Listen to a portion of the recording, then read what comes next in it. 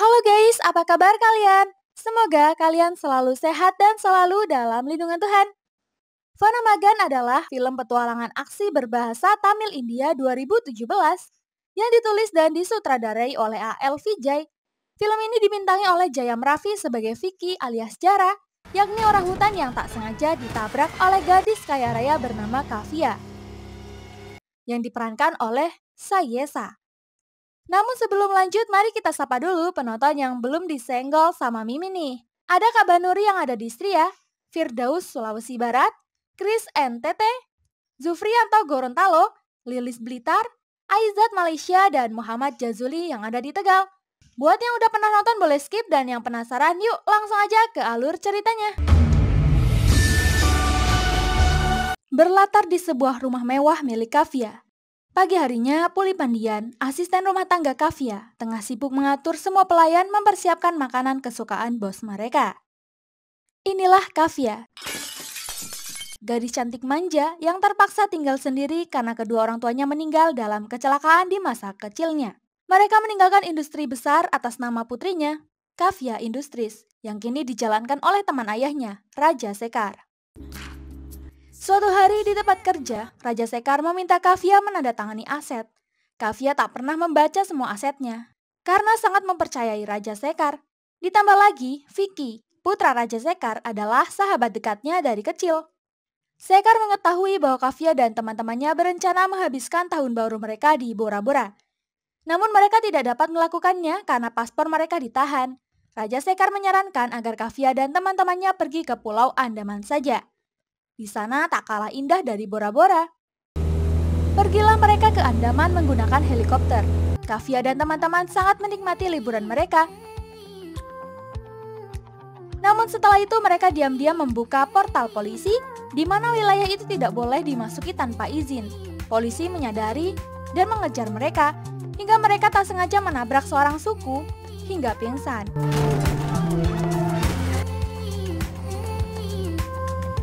Kavya yang tak tega meminta temannya membantunya membawa orang itu ke klinik terdekat. Sayangnya tidak ada rumah klinik di Andaman yang mau merawat suku tersebut, mengingat larangan pemerintah. Jadi Kavya memutuskan untuk membawanya ke Chennai.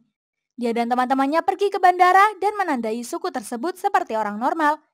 Di sana Kavya menyebut nama suku itu sebagai Fasi Singh. Petugas hanya menerima uang tunai untuk penerbangan, namun Kavya hanya membawa kartu debit, jadi dia memberikan cincin berliannya dan petugas pun sangat senang. Setibanya di Chennai, mereka membawa Fasi ke rumah sakit. Semua teman dekat Kavya meninggalkannya. Begitupun Vicky yang memaksa Kavya segera pulang saja. Beberapa waktu kemudian, Kavya kembali ke rumah sakit dan menemukan Fasi memukuli orang dengan liar. Ia ketakutan dan segera kembali ke rumah. Tapi sampai di rumah, Pandian memarahinya karena rumah sakit membius Fasi dan menjatuhkannya di rumah. Kavya segera menelpon teman-temannya, namun mereka banyak alasan dan tak mau tahu. Paginya Pandian menggedor pintu Kavya. Dia memberitahu Fasi sudah bangun dan menjebol tembok kamarnya. Setelah dicari-cari, ternyata Fasi gelantungan di pohon besar. Pandian ketakutan, namun Fasi mengingat wajah Kavya yang telah menyelamatkannya. Namun, sifat liar Fasi tak bisa dikendalikan. Dia menjebol tembok lagi untuk mengambil makanan mentah. Setelah kenyang, dia pun kembali bertengger di atas pohon. Kavya lalu mempelajari cara menjinakkan hewan liar. Keesokan paginya, Kavya dan para pelayannya melatih Fasi untuk bertingkah seperti manusia. Kavya mempraktekkannya langsung dan berhasil menjinakkan Fasi. Kini setiap hari Kavya melatih Fasi untuk berperilaku layaknya manusia. Vicky kaget melihat Fasi tinggal serumah dengan Kavya, dan saat mengajak Kavya ke kantor, Kavya juga mengajak Fasi. Di mobil, Ganesh, adik laki-laki ayah Kavya alias paman Kavya, menelpon. Namun Vicky marah dan mengakhiri teleponnya. Kavya bingung kenapa Vicky dan ayahnya selalu menghalanginya bertemu dengan paman Ganesh setelah kematian orang tuanya. Sesampainya di kantor, semua pegawai kebingungan menatapi Fasi. Fasi malah kebingungan melihat Faisal menelpon istrinya. Lalu semua ribut melihat tingkah konyol Fasi. Manajer menggiring Fasi ke ruangan Kavya. Dan Kavya memberinya uang gaji karena sudah membantu pekerjaan rumahnya. Karena tak mengerti uang itu untuk apa, Fasi membakarnya di dalam ruangan ber-AC. Vicky marah, namun Kavya malah tersenyum memakluminya. Malamnya Kavya mengajak Fasi ke klub, namun Fasi merasa tidak nyaman, apalagi teman-teman Kavya mengintimidasi Fasi. Kavya pun marah dan mengajak Fasi segera pulang. Dia memberikan ruang kamar pribadi untuk Fasi. Pandian menjelaskan semua hal yang ada di kamar. Dia juga berpesan agar Fasi tak lagi menjebol temboknya untuk keluar. Paginya Vicky datang ke rumah Kavya untuk minta maaf soal kelakuannya di bar tadi malam. Kavya tak masalah, ia akan mandi sebentar dan berangkat kerja bersama Vicky. Saat mandi, Kavya mendengar seorang membuka pintu kamarnya. Saat dilihat ternyata Fasi berdiri di depan pintu kamarnya. Kavya memarahi Fasi yang ia kira hendak melecehkannya. Namun Pandian menunjukkan rekaman CCTV di mana Fasi sengaja menjaga kamar Kavya karena Vicky diam-diam mengintip Kavya yang tengah mandi. Di kantor, Fasi kembali memperhatikan Faisal yang marahan sama istrinya, bahkan mereka berencana akan berpisah. Kavya lalu mengajak Fasi ke butik baju. Namun Fasi malah melihat istri Faisal. Fasi memanggil istri Faisal dan membawanya ke kantor. Semua orang kesal dengan Fasi, tapi tidak dengan Faisal. Faisal justru berterima kasih karena Fasi menyelamatkan hubungan mereka. Mereka saling rindu, namun gengsi untuk mengatakannya, hingga mereka sering bertengkar dan hampir berpisah. Berkat Fasi, hubungan mereka terselamatkan. Kavya pun semakin mengagumi kebaikan Fasi. Kavya lalu pergi menemui pamannya yang kebetulan sedang merapikan foto mendiang orang tua Kavya. Kavya bertanya, apakah Paman Ganesh benar-benar membunuh orang tuanya? Paman menjelaskan, di kecelakaan dulu itu, Paman tak ada kaitannya. Selama ini Paman hanya difitnah Raja Sekar. Katanya dia sengaja mencelakai adiknya sendiri demi kekayaan. Paman berupaya menemui Kavya untuk menjelaskan tragedi yang sebenarnya. Ia bahkan tak menuntut sebagian uangnya, yang ia butuhkan hanya Kavya. Dulu ayah Kavya ingin mendidik putrinya dengan baik, meski sekarang Kavya tak memiliki orang tua. Paman dan bibi tetap ibu dan ayah bagi Kavya. Juga dua saudari Kavya adalah adik Kavya. Mereka sedarah dan tak boleh saling berpisah. Akhirnya Kavya benar-benar memiliki keluarga. Kavya bahagia sampai tak sadar hampir kecelakaan. Untung Fasi menyelamatkannya. Fasi mengalami luka kecil, namun Kavya terlalu khawatir dan membawanya ke rumah sakit. Setelah diperiksa dan mendapat perawatan, Kavya tak sengaja mendengar percakapan dokter dan staf yang punya rencana mengembalikan Fasi ke tempat asalnya. Kavya menggandeng Fasi dan berlari keluar meninggalkan rumah sakit. Lanjut cerita, Kavya merayakan ulang tahunnya dan Raja Sekar merayakan proyek Jerman senilai 2.000 crore. Vicky menghampiri Kavya yang tengah mengatur baju Fasi. Vicky akan berbicara berdua dan meminta Kavya menyuruh Fasi keluar sebentar. Vicky bilang, di ulang tahun Kavya ini, ayahnya akan mengumumkan pertunangan mereka berdua. Mengingat kedekatan mereka selama ini, Vicky yakin Kavya sudah mencintainya. Kavya bertanya, sejak kapan kita jatuh cinta? Kavya hanya menganggap Vicky sahabat, tak lebih dari itu. Vicky akan malu jika Kavya menolaknya di depan umum. Ia memohon agar Kavya menerimanya dan berjalannya waktu, Kavya pasti akan mencintainya juga. Kavya tak mau, ini bukan hal yang sepele dilakukan. Vicky terus memaksa, membuat Kavya tak nyaman dan berteriak minta tolong. Fasi menjebol pintu. Tanpa ampun dia menghajar Vicky, bahkan sampai mengacau pesta Kavya.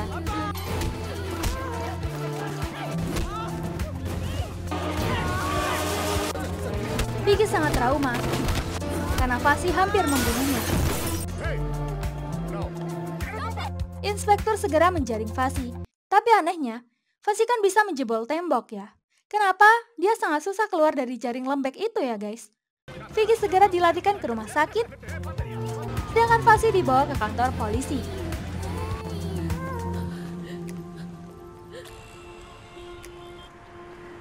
Besoknya Kavya hendak memberikan jaminan untuk Fasi, tapi polisi bilang inspektur telah mengembalikan Fasi di Andaman. Sedangkan dokter memberitahu Raja Sekar bahwa Vicky mengalami patah tulang di lehernya dan harus menggunakan kalung serviks seumur hidupnya. Dia juga diberitahu bahwa dokumen untuk proyek Jerman perlu ditandatangani dan dikirim. Raja Sekar bertanya, kenapa manajer nggak nyuruh Kavya saja? Ternyata Kavya sedang perjalanan ke Andaman. Di kantor polisi Andaman, polisi memerintahkan untuk membawa Fasi ke hutan dan menghabisinya. Tak lama, Kavya dan Pandian tiba. Tapi polisi tak mau memberitahukan keberadaan Jara dan mengusir mereka berdua. Melihat Kavya dikasari, Fasi pun mengamuk dan membunuh semua penjaga.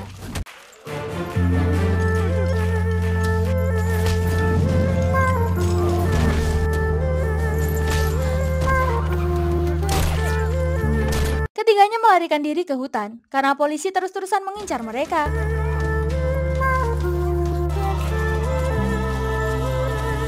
Di hutan, Fasi memukuli polisi.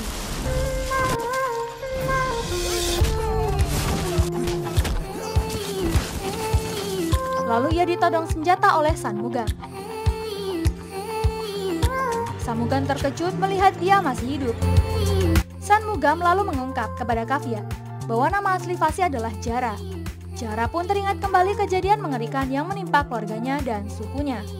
Dulu Jara adalah kebanggaan suku Batok, dan ayah Jara adalah pemimpin suku mereka. Suatu hari seorang gadis kecil yang sedang mengunjungi hutan suku tersesat setelah mengejar kelinci lucu. Lily tersesat dan hampir diserang harimau. Untung Jara menyelamatkan si gadis dengan melukai tubuh harimau.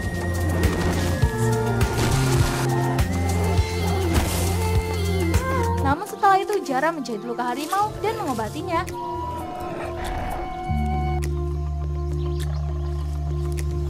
Lalu membawa Lily untuk dirawat bersama sukunya. Sementara itu perusahaan Jerman meminta kepolisian Andaman untuk menyelesaikan proyek kincir angin. Mereka menebang banyak pohon untuk pembangunan, lalu suku Batok menyerang mereka dan membuat mereka kabur ketakutan.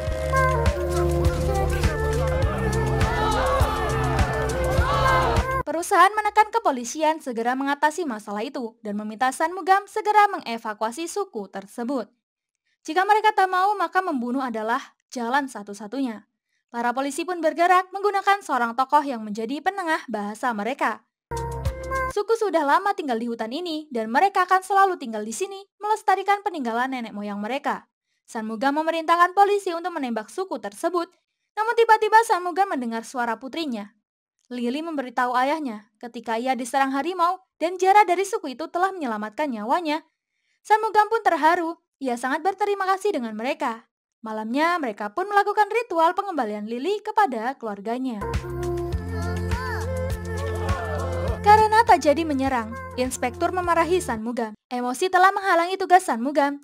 Oleh karena itu, inspektur menugaskan Sub Michael Raj untuk mengosongkan suku-suku Batok. Di malam hari, Jara terbangun mendengar orang-orang sukunya berteriak meminta tolong. Ternyata para polisi membabi buta mereka untuk segera meninggalkan wilayah proyek.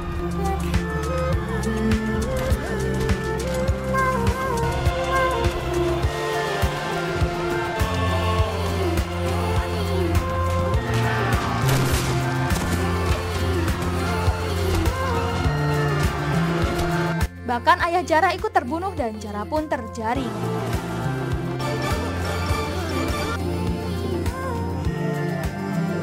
Shanmugam diam-diam melepaskan Jara dari jerat agar ia bisa menyelamatkan sukunya yang masih hidup.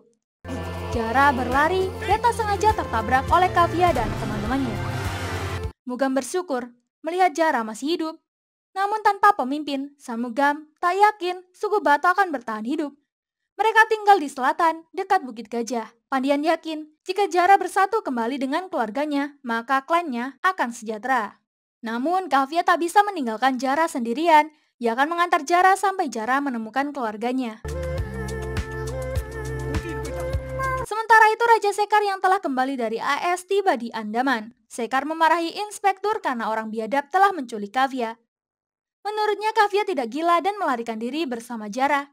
Sekar ingin Kavya segera ditemukan dalam waktu 24 jam. Kembali ke hutan, ketiganya bingung menentukan arah selatan. Untung seekor burung sahabat Jara membantu mengarahkan mereka.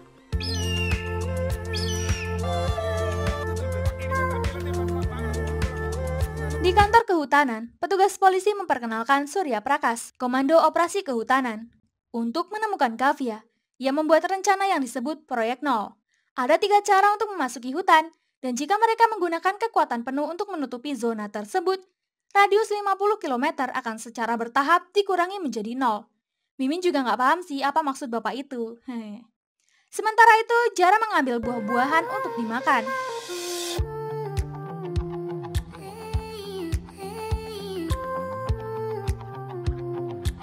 Lalu istirahat sejenak untuk mengembalikan energi. Pandian melihat seekor burung dan melemparnya. Burung itu ternyata adalah kamera mata-mata yang dipantau oleh pasukan komando. Fasi, Kavya, dan Pandian melarikan diri lagi saat pasukan komando memantau pergerakan mereka. Sembari kabur dan menyerang petugas, burung sahabat Jara menangkap burung kamera mata-mata. Tapi Kavya malah tersandung dan jatuh ke jurang.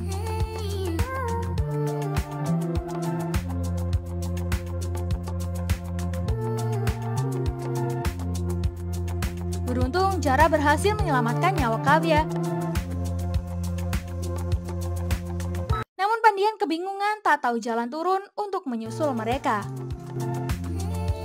Besoknya Kavya akhirnya telah sadar. Dia melihat keindahan alam dan menikmatinya. Jara juga merawat Kavya dengan sangat baik sehingga mengembalikan kondisi fisiknya.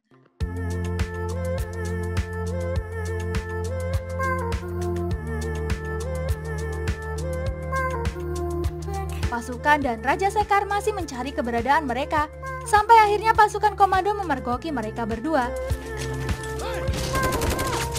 Mereka segera berlari, namun percuma, seluruh pasukan berhasil menjebak Jara. Surya Prakas dan petugas berencana menembak Fasi, tapi tak jadi setelah semua orang mendengar geraman harimau. Harimau yang kini menjadi sahabat Jara pun membantu Jara dan dengan kejam membunuh pasukan komando.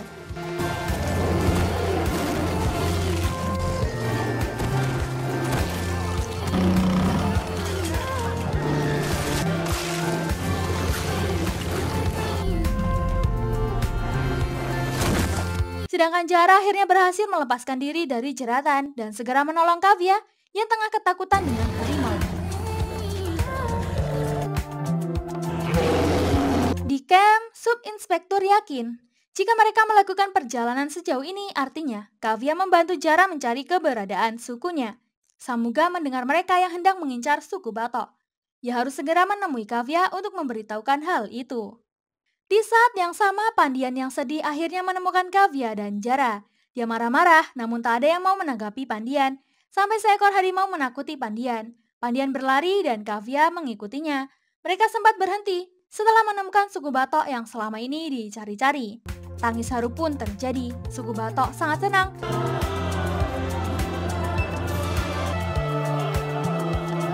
Dan membawa Jara kembali ke wilayah baru mereka. Samugan pun akhirnya mencapai kediaman suku dan segera melakukan rapat dengan Kavya. Samugan memaksa Kavya segera kembali jika ingin nyawa Jara dan sukunya selamat, karena Raja Sekar telah mengerahkan gugus tugas untuk menjemput Kavya kembali. Bahaya bisa menimpa mereka kapan saja. Kavya harus segera menemui Raja Sekar untuk menyelamatkan suku ini. Mereka lebih membutuhkan Jara dibanding Kavya membutuhkannya. Meski sedih, Kavya harus meninggalkan Jara. Jara lalu memanggil Kavya kembali. Dia telah menyiapkan tempat untuk Kavya beristirahat.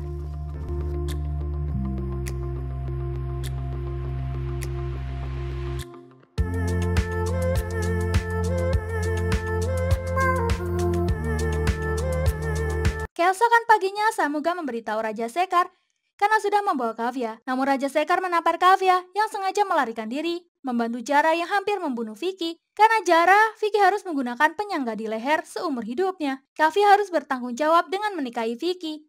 Kavya akan melakukan apapun yang diinginkan Sekar, namun ia memohon pada pamannya itu untuk segera menghukum perusahaan besar yang mencoba merebut tanah para suku Batok. Raja Sekar mengungkap bahwa perusahaan Kavya lah yang melakukan ini. Sekar lalu menunjukkan kepadanya dokumen yang kemarin sudah ia tanda tangani tanpa membacanya. Sekar sudah menghabiskan 2 bulan di AS untuk proyek ini. Samuga memarahi Sekar. Katanya ia hanya ingin Kavya kembali dan tak menyakiti suku Batok. Tapi buktinya Sekar malah menjebak Kavya dengan cara yang licik. Sekar menjelaskan, sebenarnya dia sengaja menggunakan Samugam untuk menemukan keberadaan Kavya dan suku Batok. Samugam menguping pembicaranya kemarin. Sekar ingin proyek ini sudah siap dalam sebulan dan tak mau ada satupun suku Batok yang masih hidup. Raja Sekar memaksa Kavya untuk pulang. namun Jara tentu tak tinggal diam. Dia mencoba menghentikan mobil, meski akhirnya ia pun tertabrak. Kavya berlari menghampiri Jara, namun Raja Sekar menembaknya. Polisi kemudian memukuli Jara dengan kejam. Untuk membangkitkan Jara, Kavya memegang Raja Sekar dan berteriak seolah-olah Sekar telah mencekramnya. Jara pun marah, dia kembali ke mode sangarnya, menghajar semua polisi.